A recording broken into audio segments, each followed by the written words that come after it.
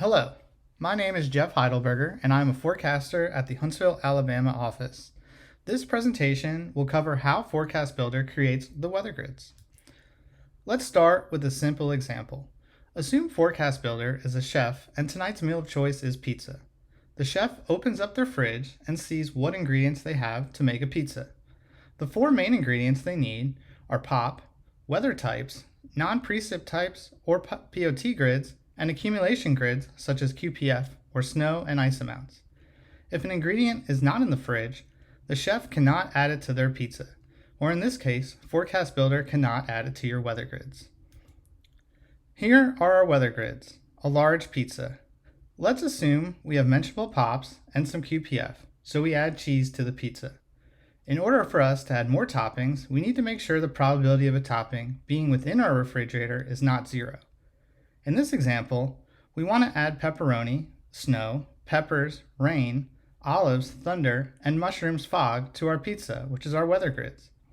If each topping has a probability greater than or equal to 15, Chef ForecastBuilder will add it onto the pizza.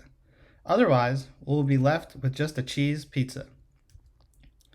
At this point in the grid editing process, all your foundational grids, probabilities of weather type grids, non-precip type pot grids, and accumulation grids are all done. The weather step combines all four of the aforementioned grids together to create the weather grids. Here is the GUI that pops up within ForecastBuilder. For the most part, the default settings within the GUI will remain unchanged. However, there will be cases in which selections within the GUI will be needed. Some options in the GUI you will find is the ability to change from either stratiform precipitation or showers, change to coverage wording for various precip types, and add hazards to the weather grids. Note, if there are no hazards in your grids, the hazard attributes section will not appear. In some complex weather scenarios, the amount of weather types within the weather grids will exceed a threshold. When this occurs, the weather grids will need to be simplified to reduce the number of weather types. Some methods of accomplishing this can be found within the GUI.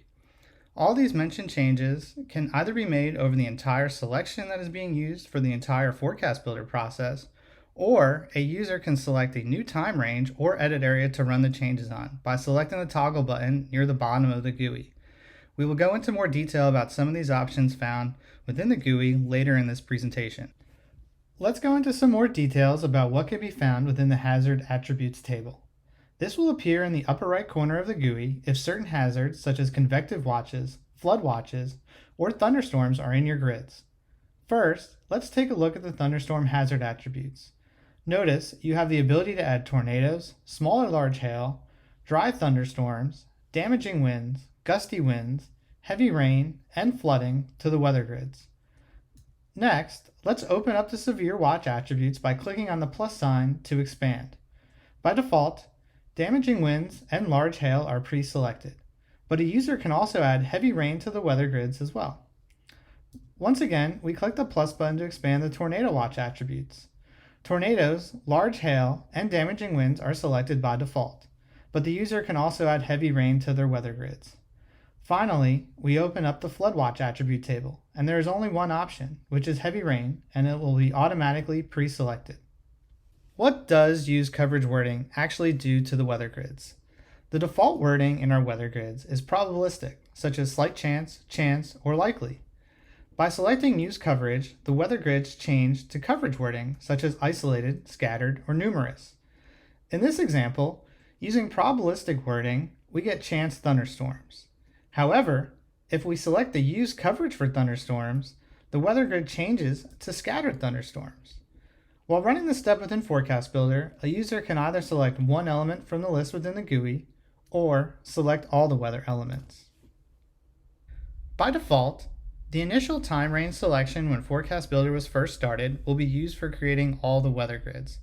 Therefore, either stratiform rain or showers will be used for the entire selection. However, we can use the custom time range selection to pick a new time range that is a subset of the initial range.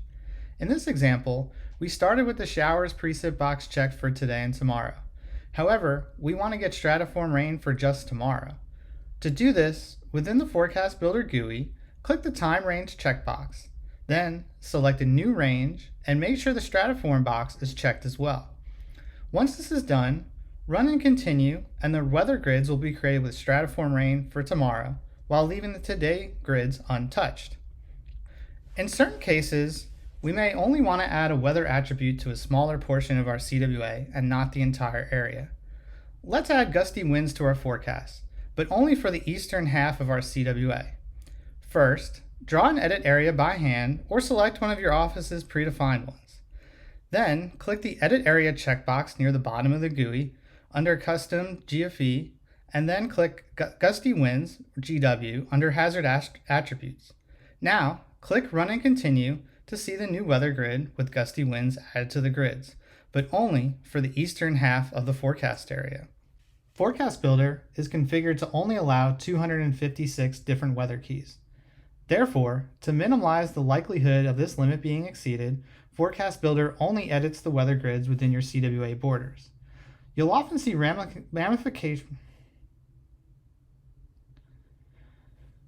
ForecastBuilder is configured to only allow 256 different weather keys. Therefore, to minimize the likelihood of this limit being exceeded, ForecastBuilder only edits the weather grids within your CWA borders. You'll often see ramifications of too many weather keys in mixed P-type events where AlertViz banners come up about ISC and weather because the ISC area is much larger than your local CWA.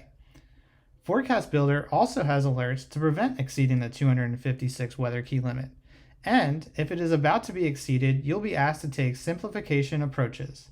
A few of these are in the ForecastBuilder GUI weather grid step. Within this GUI, you will find methods to only use showers instead of a mix of showers and stratiform rain for thunder, remove all light precip intensity, use max coverage for multiple weather, i.e. change slight chance thunder, likely showers, to likely thunder and showers, and remove drizzle if there is thunder. We will finish off this presentation with a simple summary of specific thresholds that will result in populated weather grids. For any precipitating weather, POP and weather type must be greater than or equal to 15. The same is true for non-precip weather types. However, there are some special cases. For example, you need to have POP, weather type, and POT thunder greater than or equal to 15 to get thunder mentioned in their grids. For sprinkles, POP can be between 1 and 14, and any value greater than 0 for pot frost will populate into the weather grids. And for dry thunder, you need to have the same criteria for thunder, but also have pot dry thunder greater than or equal to 15 and QPF below your wetting rain threshold. Note, these values can change from 15 to as low as 10 using the POWT limiter grid. This is the end of the presentation on weather creation in ForecastBuilder. As always, if you have any questions, comments, or feedback, please contact the ForecastBuilder team either on the VLab or by email.